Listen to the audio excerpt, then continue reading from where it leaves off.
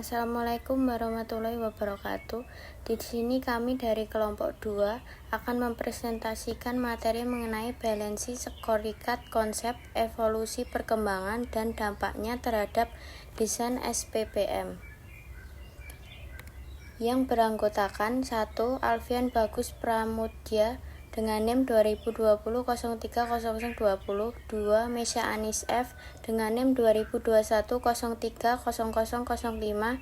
3. Revara Agnesia P dengan NIM 2021-030010. 4. Sinta Silviana R dengan NIM 2021-030012. 5. Novita Heratiana dengan NIM 2021-030028. Konsep dan evolusi perkembangan balansi skorikat. Balansi skorikat atau BSC adalah alat untuk mengukur kinerja eksekutif dengan mencatat skor hasil kinerja yang dibandingkan dengan target yang diinginkan. Konsep ini menggabungkan perspektif keuangan dan non-keuangan, jangka pendek dan panjang, serta internal dan eksternal untuk memberikan gambaran yang berimbang mengenai kinerja eksekutif. Seiring berkembangnya implementasi BSC, konsep ini mengalami evolusi menjadi 1. Balansi skorikat sebagai perbaikan atas sistem pengukuran kinerja eksekutif. 2. Balansi skorikat sebagai perangkat perencana strategi. 3. Balansi skorikat sebagai basis sistem terpadu untuk pengelolaan kinerja personal. Balansi skorikat sebagai perbaikan atas sistem pengukuran kinerja eksekutif. Balansi skorikat atau BSC diciptakan oleh Robert S. Kaplan dan David P. Norton pada tahun 1990 sebagai respon terhadap sistem pengukuran kinerja eksekutif yang hanya fokus pada ukuran keuangan jangka pendek. Dalam sebuah studi yang melibatkan 12 perusahaan, BSC ditemukan efektif dalam menyeimbangkan pengukuran kinerja melalui 4 perspektif. Yang pertama, keuangan. 2. Pelanggan. 3. Proses. 4. Pembelajaran serta pertumbuhan. Studi ini menunjukkan bahwa keberhasilan keuangan yang berkelanjutan dapat dicapai dengan memperhatikan kinerja non-keuangan. Misalnya, 1. Dalam perspektif keuangan digunakan ukuran seperti 1. EVA atau Economy Value Added. 2. Pertumbuhan pendapatan. 3. Pemanfaatan aktiva. Dan 4. Pengurangan biaya. 2. Dalam perspektif pelanggan, ukuran yang digunakan seperti 1. Pelanggan baru. 2. Jumlah pelanggan yang berhenti. 3. Ketetapan waktu lainnya. 4. Dalam perspektif proses ukuran yang digunakan seperti 1. Cycle time. 2. On-time delivery. Dan 3. Cycle effectiveness. 4. Dalam perspektif pembelajaran dan pertumbuhan, ukuran yang digunakan seperti 1. Skill coverage. Dan 2. Quality work life. Dengan memperluas ukuran kinerja eksekutif, BSC mendorong eksekutif untuk berfokus pada usaha nyata yang mendasari kinerja keuangan jangka panjang yang berkelanjutan, bukan usaha semu.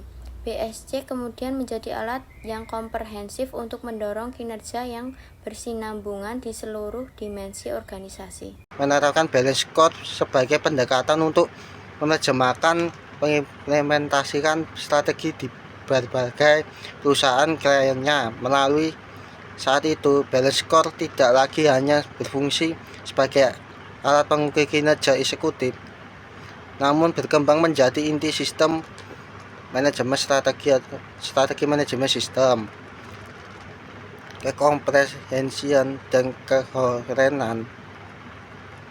Rencana strategi yang dihasilkan melalui pendekatan balance score berdampak besar terhadap proses perencanaan berikutnya, yaitu penyusunan programming, dan penyusunan anggaran atau budgeting. Program dan anggaran yang dimanfaatkan untuk menjabarkan lebih lanjut inisiatif strategi pilihan menjadi berisi rencana laba jangka panjang dan rencana laba jangka pendek yang komprehensif dan koheren pula. Kekoherenan di antara berbagai sasaran strategi ditunjukkan dengan anak panah yang menghubungkan sasaran strategi yang satu dengan sasaran strategi yang lain, Sebagai contoh, sasaran strategi pertumbuhan pendapatan pada perspektif keuangan akan diwujudkan melalui pencapaian 3 sasaran strategi pada perspektif customer, yaitu A. Meningkatnya kualitas jasa, B. Meningkatnya kualitas hubungan dengan customer, dan C. Meningkatnya citra organisasi. Balance score sebagai basis sistem terpadu pengelolaan kinerja personil. Pada tahun 2000, balance score telah menjadi inti sistem manajemen strategi manajemen sistem. Balance score tidak lagi hanya dimanfaatkan oleh eksekutif untuk mengelola perusahaan, namun juga dimanfaatkan oleh seluruh personil, manajemen, dan karyawan untuk mengelola perusahaan. Balance score memberikan kerangka yang jelas dan masuk akal bagi seluruh personil untuk menghasilkan kinerja keuangan melalui perwujudan berbagai kinerja. Dampak balance scorecard terhadap desain SPPM atau sistem pengelolaan dan pengukuran kinerja. Yang pertama, balance scorecard meningkatkan kualitas perencanaan secara signifikan. Balance scorecard meningkatkan kualitas perencanaan secara signifikan, menjadikan perencanaan lebih strategis, terarah, dan berbasis data. 3 tahap perencanaan strategis terpadu. Yang pertama, sistem perumusan strategis melakukan analisis tren, SWOT, dan menentukan misi, visi, serta strategi. Yang kedua, sistem perencanaan strategik menyusun langkah strategis untuk mencapai tujuan. Yang ketiga, sistem penyusun program menerjemahkan strategi menjadi program kerja terukur. Balance scorecard memberikan keunggulan pada manajemen strategik dibandingkan pendekatan tradisional dengan beberapa karakteristik utama. Yang pertama, komprehensif. Balance scorecard mencakup 4 perspektif. Yang pertama, keuangan, kedua, customer, ketiga, proses, serta pembelajaran dan pertumbuhan. Bukan hanya keuangan, pendekatan ini memungkinkan fokus pada faktor dan keuangan yang menjadi pendorong kinerja keuangan jangka panjang. Rencana strategik yang luas dan mendalam membantu perusahaan menghadapi lingkungan bisnis yang kompleks. Yang kedua, koheren. Semua sasaran strategik dihubungkan melalui hubungan sebab akibat. Perspektif non-keuangan, contoh pembelajaran, harus mendukung pencapaian sasaran keuangan. Contoh meningkatkan kapabilitas personel atau pembelajaran, kualitas layanan pelanggan meningkatkan atau proses, laba meningkat atau keuangan. Keterkaitan ini memotivasi personel untuk fokus pada inisiatif strategik yang berdampak pada hasil keuangan.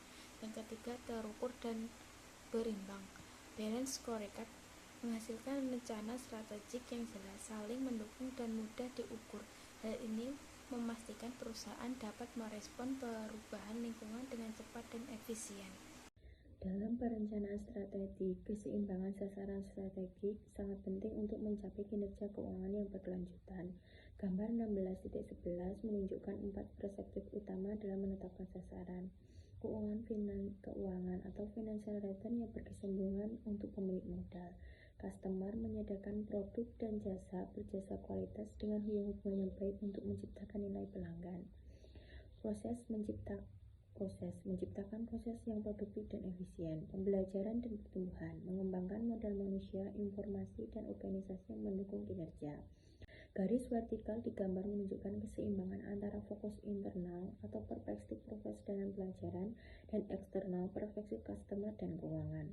Inisiatif strategik dalam sistem perencanaan strategik bertujuan untuk mencapai sasaran strategi perusahaan untuk membagikan keyakinan dasar atau core belief dan nilai dasar atau core value yang telah ditetapkan.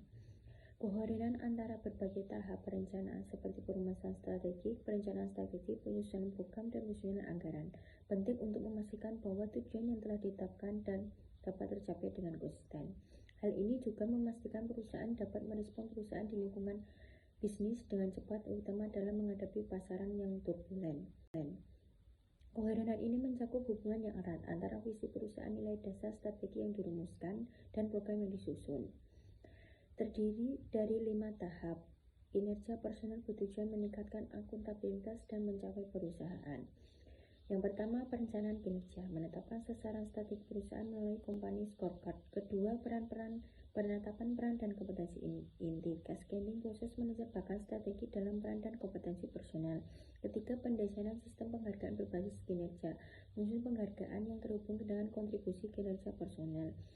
Yang keempat, pengukuran dan penilaian kerja, menilai pencapaian personal terhadap target yang ditetapkan. Yang kelima, pendistribusian penghargaan, memberikan penghargaan sesuai dengan hasil kinerja.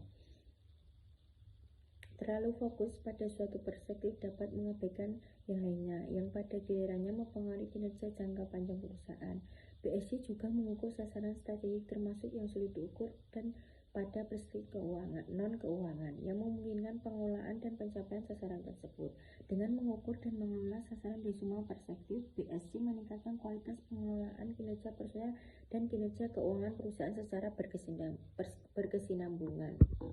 Sistem pengelolaan kinerja personal harus mencakup seluruh karyawan, bukan hanya manajer, untuk mengarahkan perusahaan dalam memenuhi kebutuhan pelanggan dan mewujudkan visi perusahaan. Sistem ini berbasis balance scorecard yang memungkinkan perencanaan kinerja strategis dan komprehensif, dengan fokus jangka panjang pada pemacu utama kinerja keuangan. Kinerja personal didefinisikan sebagai keberhasilan dalam mencapai sasaran strategis perusahaan yang selaras dengan misi, visi, nilai, dan strategis perusahaan. Dengan desain yang terintegrasi ke dalam sistem manajemen strategik berbasis balance scorecard, perusahaan dapat beradaptasi secara berkelanjutan dengan perubahan lingkungan bisnis yang dinamis dan kompetitif, memastikan pengukuran kinerja seluruh personel secara konsisten. Sistem pengukuran kinerja di perusahaan Indonesia memiliki beberapa keterbatasan utama. Yang pertama, penghargaan berbasis posisi. Penghargaan didasarkan pada posisi dalam organisasi atau position based reward daripada kinerja atau performance based reward. Hal ini tidak memotivasi personel untuk mengelola perusahaan secara strategis. 2. Job description sebagai dasar kinerja.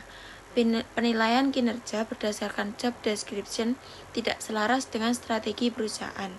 KPI yang ditetapkan cenderung berfokus pada target jangka pendek, sehingga kurang efektif dalam mendorong personel mewujudkan strategi perusahaan. Ketiga, fokus pada kinerja keuangan jangka pendek. Banyak perusahaan masih mengukur kinerja eksekutif hanya dari indikator keuangan, rentabilitas, solvabilitas, likuiditas, yang mendorong pandangan jangka pendek dan mengabaikan daya saing jangka panjang. Sistem ini tidak sesuai dengan manajemen strategis berbasis balance scorecard. Sekian presentasi dari kelompok kami.